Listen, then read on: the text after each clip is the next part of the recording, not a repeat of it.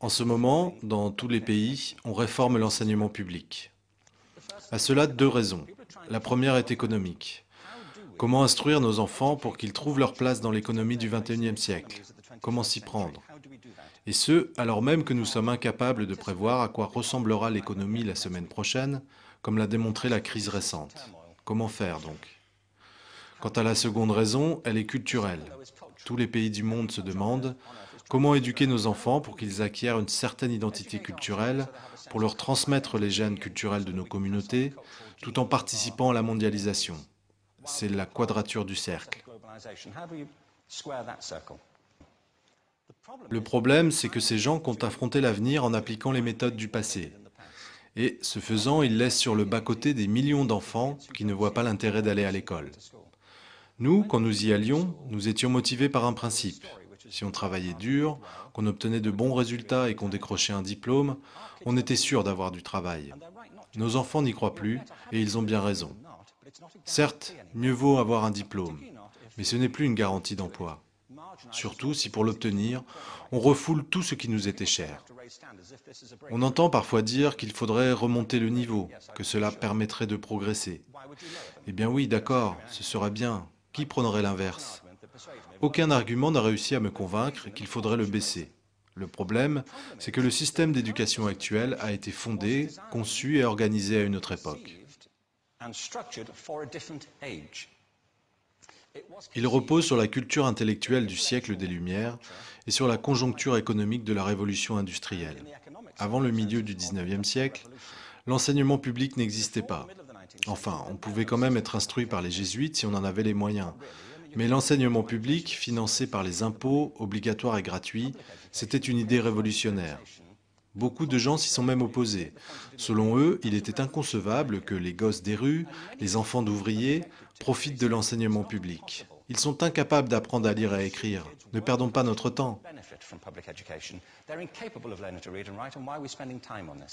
Cette idée s'ajouta à toute une série d'hypothèses sur l'organisation sociale. Fondée sur les nécessités économiques de l'époque, elle fut renforcée par une conception intellectuelle de l'esprit, issue en grande partie de la notion d'intelligence selon les Lumières. Être véritablement intelligent, c'était raisonner selon une logique déductive et maîtriser les humanités, comme on disait. C'est ce qu'on appelle aujourd'hui les compétences intellectuelles. Cette notion est gravée dans le marbre de l'enseignement public. On classe les gens dans deux catégories, scolaires et non scolaires, intelligents et non intelligents.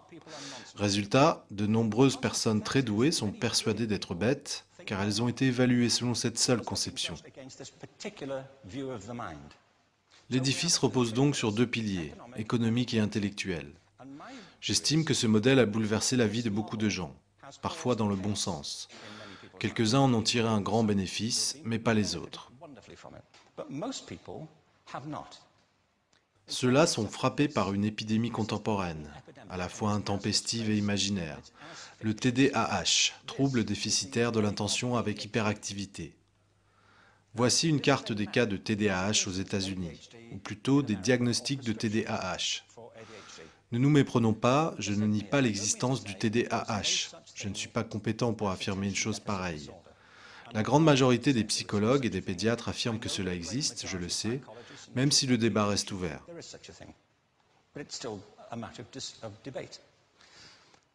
Ce que je sais, en revanche, c'est qu'il ne s'agit pas d'une épidémie. On prescrit des médicaments à ces enfants avec la même légèreté que quand on ordonnait l'opération des amygdales, selon une même base absurde, la mode médicale. Nos enfants vivent l'époque la plus stimulante de l'histoire de l'humanité. Ils sont submergés d'informations, leur attention est captée par tous les supports. Ordinateurs, iPhones, publicités, chaînes de télévision par centaines.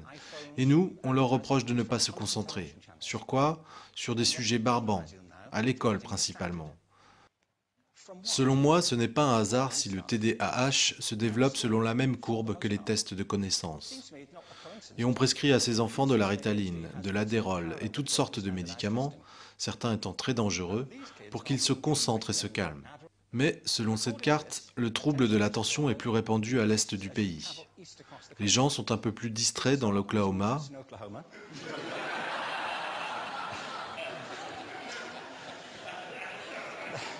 Ils n'arrivent pas à réfléchir dans l'Arkansas et à Washington, ils ont perdu la tête. Mais là, les causes sont probablement différentes.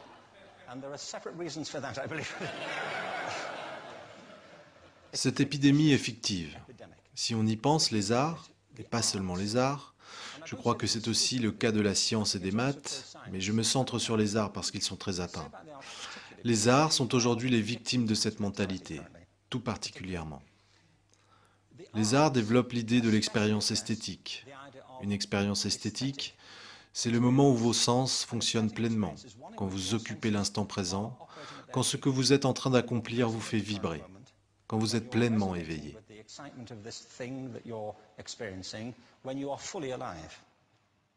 L'anesthésie, c'est l'extinction de vos sens, l'inertie face à ce qui vous entoure.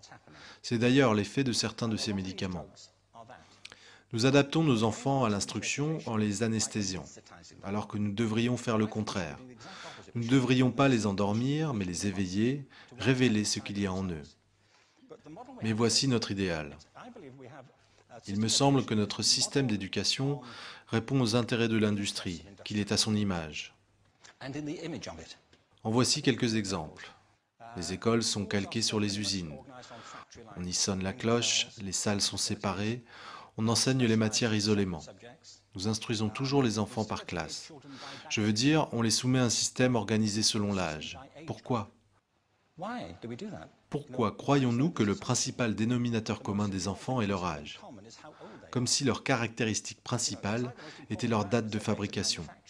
Pour ma part, je connais des enfants qui, dans certaines matières, sont bien meilleurs que leurs copains du même âge, ou qui travaillent mieux à certaines heures, ou en petits groupes plutôt qu'en classe complète, ou encore qui veulent rester seuls.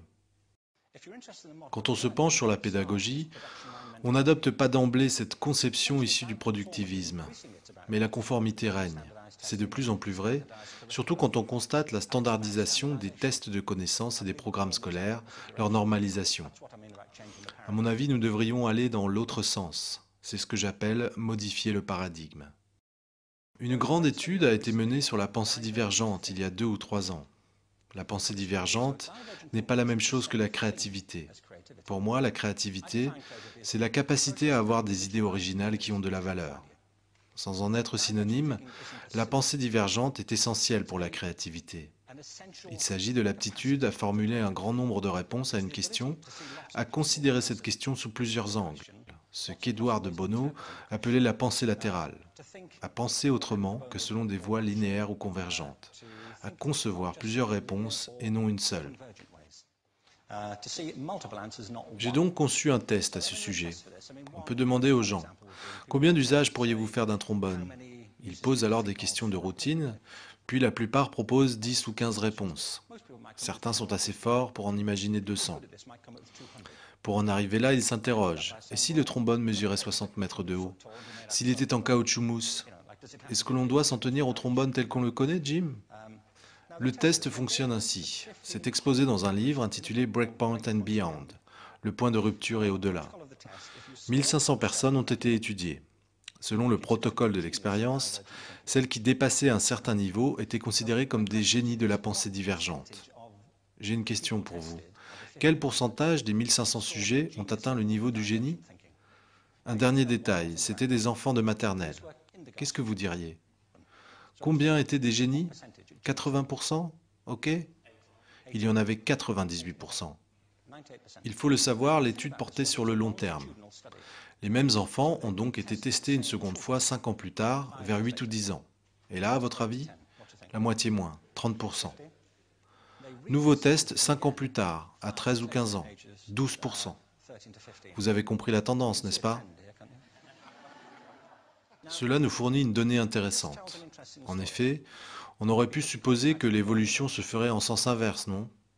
On commence par être très bon, puis on devient meilleur à mesure qu'on grandit. Ça montre 2 choses. Primo, nous avons tous cette capacité, et secondo, elle se dissipe en grande partie. Certes, il est arrivé des choses à ces enfants, tandis qu'ils grandissaient, plein de choses. Mais l'une des plus importantes, j'en suis convaincu, c'est qu'ils ont été éduqués.